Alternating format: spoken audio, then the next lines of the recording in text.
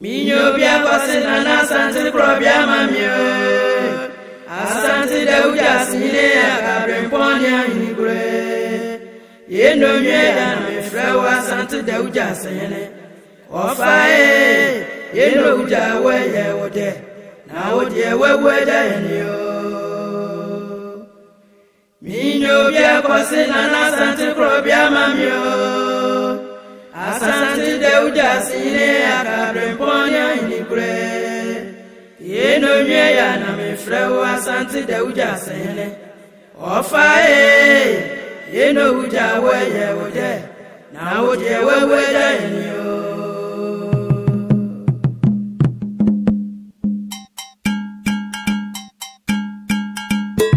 Nane na weja yemu na Asante Krobea na weja yemu nane na weja yemu na Asante Krobea na weja yemu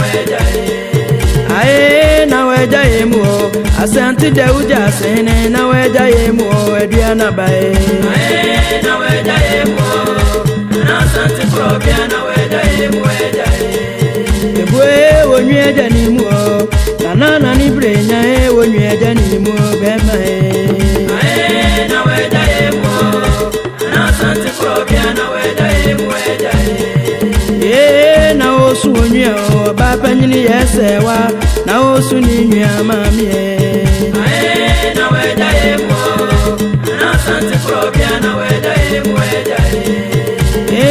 na osu onye ba panyini kuya mansa na osu ni nwa mami na weja yemu na Asante Krobea na weja yemu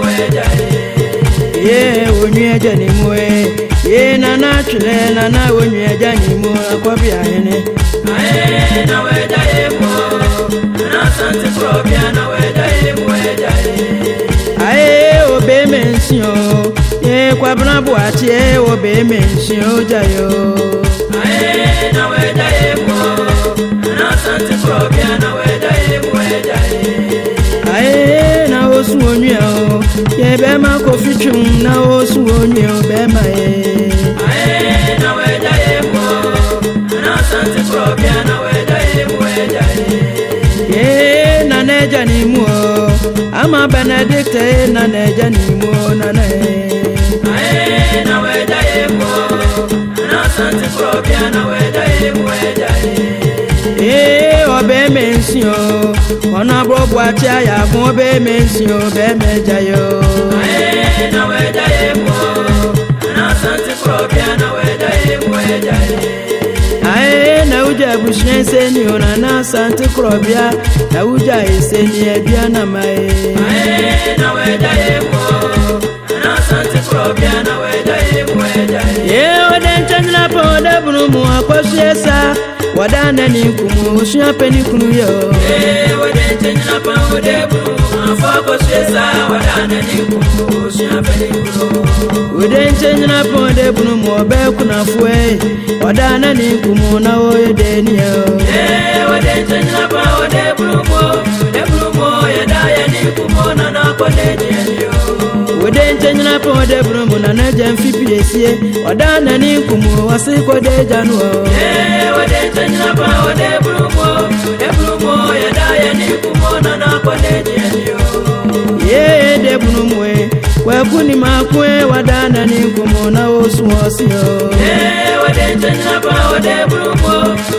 mu ya da ya ni kumu na na ko de ni yo oden channa po da bunu mu na na ma wadana ni kumu osu apenisio oden channa po da bunu mu ya da ya ni kumu na na ko de ni yo de bunu mu kwa kuya bua wadana ni kumu wasiko de janu yesi oden channa po da bunu mu ya da ya ni kumu na na ko de ni yo oden channa po da bunu mu afia kwatemai wadana ni kumu papa ko de janu oden channa po da bunu mu ya da ya ni kumu na na ko de ni yo de bunu mu ya gradisie wadana ni kumu wasiko de janu oden channa po da bunu mu ya da ya ni kumona na koneje ayo de chanjina poda brumwe kwajo maike wadana ni kumona osu osio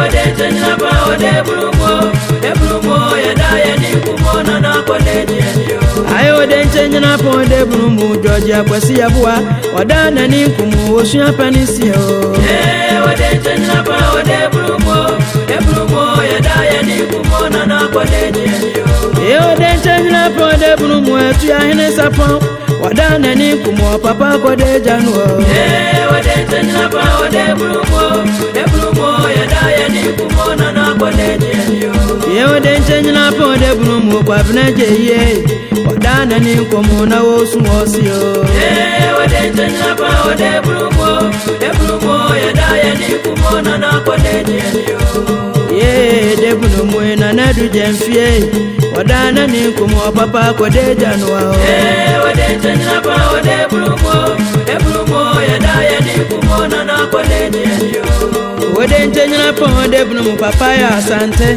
wadana ni kumu wasi kode janwo ti wade chanjina pa wade brumo ya daya ni kumona na koneje wade chanjina pa wade brumo ya bwache pepetio mu wadana ni kumu wasi kode janwo wade chanjina pa wade brumo ya daya ni kumona na koneje wade chanjina pa wade brumo obamada wadana ni kumu papa kode janwo wade chanjina pa wade brumo ya daya ni kumona na koneje yo de chanjina pa wade brumo obekuna fue wadana ni kumu wokunu kode janwo akosusa wade chanjina pa wade brumo ya daya ni kumona na koneje aye moya o ya wadiana mai moya bebre na Asante Krobea apeni e bebia ni ehunu aye moya o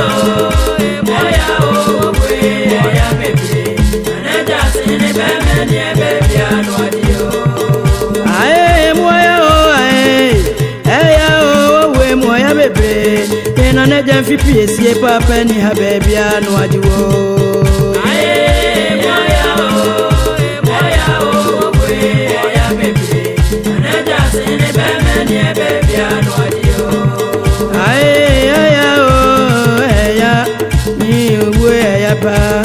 kwa kuni mako papa ni bebia no ajuo aye moya bebe na Jasene bebe abo ya bebe na nama papa ni bebia no ajuo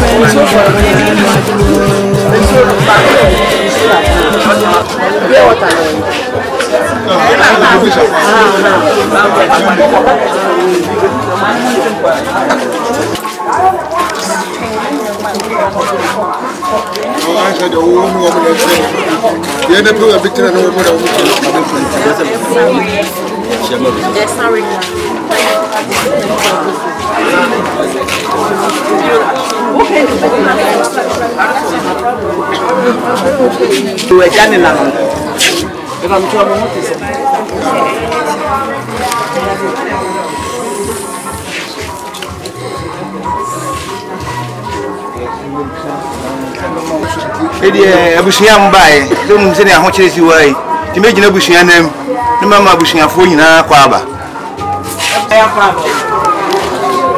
omo se ya ajafo ne ya ene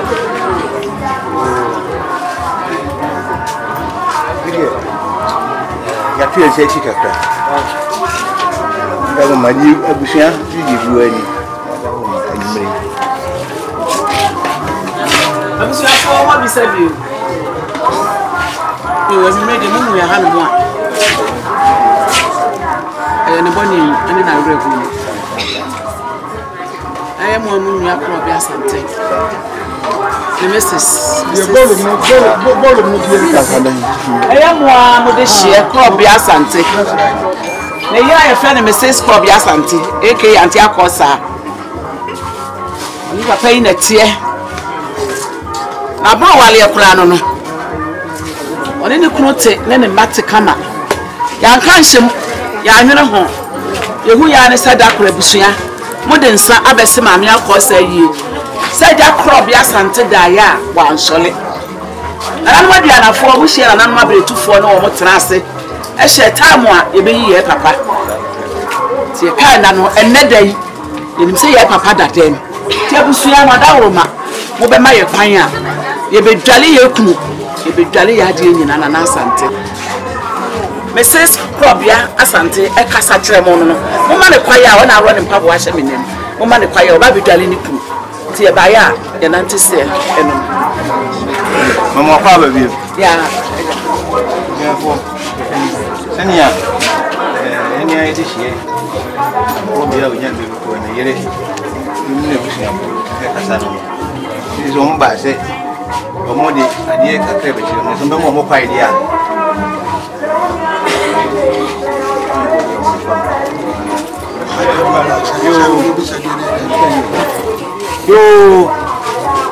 You can hear Tisa.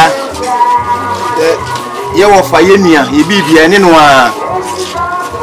A bread, Kakramina, or can't you be here? You see a shader. Yatamwa, then a brenason. You will say, in a Cheshire, you who cry a faswa. You have a panel, you be properly chicra. And you more power, the air said, Mobabana, a guardian, Modibaba. And then they say, oh, I'm going to friend here, Bonnie Bianim, when you money area. You want to be answered. And the clock on the guardian, I find out every morning. I was here for almost a guardian, I find out. You have to say, or Martin. And I Krobea Asante. Nay, Auntie Akosa. Auntie Akosa, you're Roman, and I'm not Krobea, your president. You say, Papa, you call sorry back with Siada. National was a Bunsoni Hancock. Praise be known or so or Tuana, they were Tuana, the Rab, when I enemy between. The son and Sergeant Jimmy Tata, my Jim Papa, or say Mr. Krobea, and a Krobea, or to Sadum the Bia. Santiago Sassimichna. Men to Sadumano, a man, and son of Machlenia man. It was Siamo Hana with him to be among coming home. Praise be him, the swimming Sergeant Jimmy Tata. The same him say, and then him serving him one serving. Yes, so Miss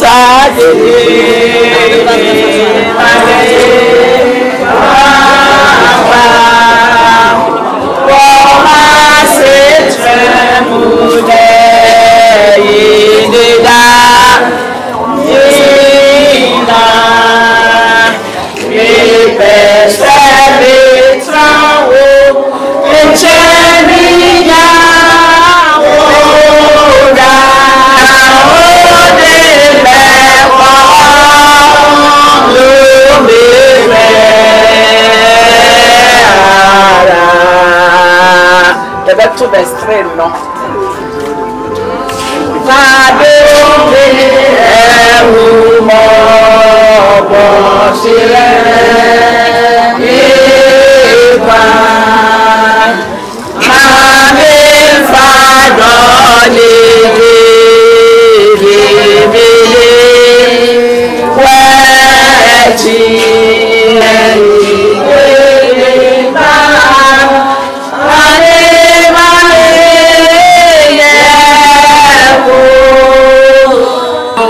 Asante, what's in the class? You so they hang in the atmosphere.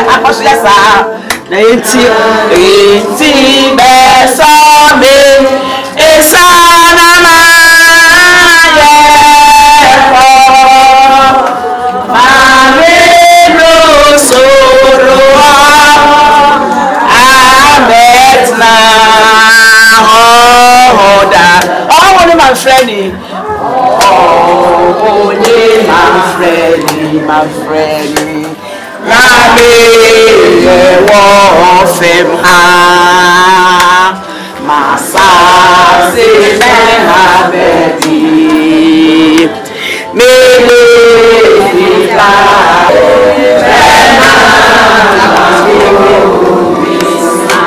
say free democracy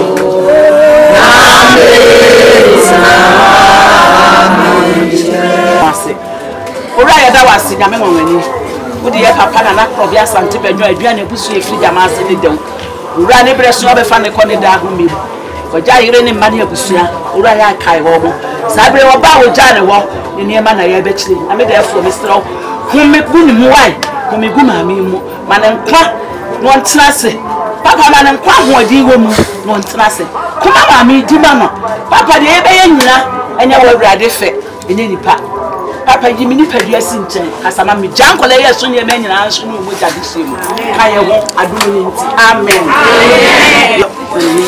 sabre je ha se ya aya ti akosa o se woni ni kru na Krobea na sori ya se kim o se men ya o se yes o se anka twade ebi wo ho anka twade o di ka kusan ka twade ansa o se ya o yi bi ma no twetwe no de ayere ne hu nyina wodi aka twale ni ye no mo anu yi ni dua no owe no yi ni dua no owe na no madawo ma eguto na esiso no yesra mo sabre ya papa mo fasra no ho ba bia ye de ne tumpem a wa ye bogo amobi abege no eti sabre aka twade ni dua we ani ni nkuto na sabre eso ye bai ye da mo ase owie ya pe sawe ko fi dem fin client oba oto ama ne buru se sawe o ti sawe ise na numu a no owe ori sawie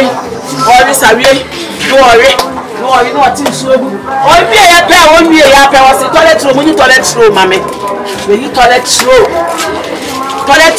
we ni toilet room na Krobea na ni e de ko ba bi so enne computer work ye ni ati ye ni abia ko se broni nti ye de toilet room na nne de ye de ko ba bi so first pa ya de ba ha body high na ebro dua ena no de toilet ye ena de akwasi broni ama obia ne abia wiase ti de toilet room o ti toilet room ni we ya no bisa ni nsuo afane blush afane president Asante Krobea Asante kotoko ni bi ejuru yesramo wadi nsuo no abia na fro ojafo obuo buaso no oja obuo buaso sisi dem no yesramo da madawro ma musa ebi frafro mu manana abia na fo adi nsuo na mabuo buaso sisi dem no musa bi gu na Krobea mu yesramo ada no fenwale we ya no bisa ne support ni Robert Eguso me support ni Robert Eguso Robert owie ye pre afa ne samna anade ne samna shim obicho samna ina su ye bai ya to samna no ase Asante ebe dware akopi no fie wo ha ne ho krafo kwa akoto no sabire samna na su ye bai yo ana edware ana yi ni deto oyi ni deto oyi ni kamfa oyi deto yi kamfa oda water oyi afroda water shem ipa mocho bibia room na na yi ohie bi gu nso ni sabre Krobea Asante odware na na jali wie ya se pe obisa kinso odi sinita wo tete no tete diem na Asante jali wie ye odi kinso odi sinile ma tinita wo owie ya pe o fa ne tawo na na fa ne tawo pe pa ne ho na na fa ne tawo na Krobea fa ne tawo pe pa ne nana wana Krobea e bi kuso o fa ni nko e de sra nko e de ye chimu Ofane sure. Ofane breastplate. Ofano. Just a bibia powder. Ahwehwe. Na afe ni spray. Na na bibia. What's any powders and if jale de ye ne ho. Na na Krobea wadawro mabeme na. Onkwa so na na. Rade fa wisi aja Abraham kukumu. Enko pem se ye nyina be ma beto wo. Tina na Krobea dwale awie. Owie ya pe no fana. Oyi ni pants secret. Ofana de bo she. Sabrina nada. Sabrina na wada. Oyi ni pants. Fan singlet. Ofana e de bo she. E de bo she. Akosa abo she. Ana Krobea wada. Ni chale wate. Na nesum ye ni kete. Ene ni chale. Na nesum ye ni kete. Ene ni chale. Abusiafo ya sramo Asante Krobea ni abrese krodom. Wase madam wo man nsa da nsa ya handkerchief yi. Ya fa mabusua. Na tsina wo su be me na wo de su aboa no. Asante Krobea sa busua wo sramo mo nchama mo honne. Na tsina na me ya adom wo su ni kuna obi mesum bi. No su di aboa Asante Krobea sa sabre. Na ni atutu aka ne nsem. Ne handkerchief na so ebe. Ti ya sramo handkerchief no mo nchama mo ho.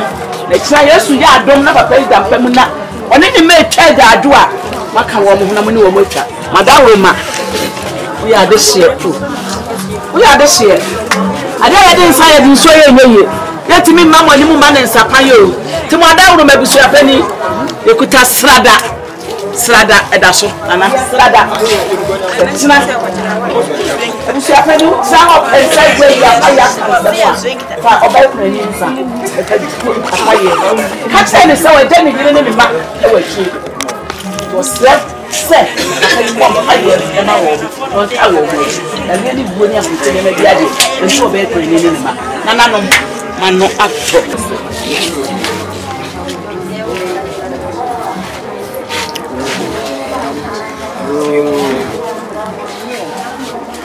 Madam, again the bushia feni Krobea. This is Madam was. Yes, I'm Casare. Madam was. I did farm over here. Ye dish any munyam. Madam was a pa. Adia Mudia Banadia. Ye cry, ye hold you. My dear papa, Unyami Winchramo. The beer we scan free Biano. Unyami Washam one name. Send bushia, Madam was.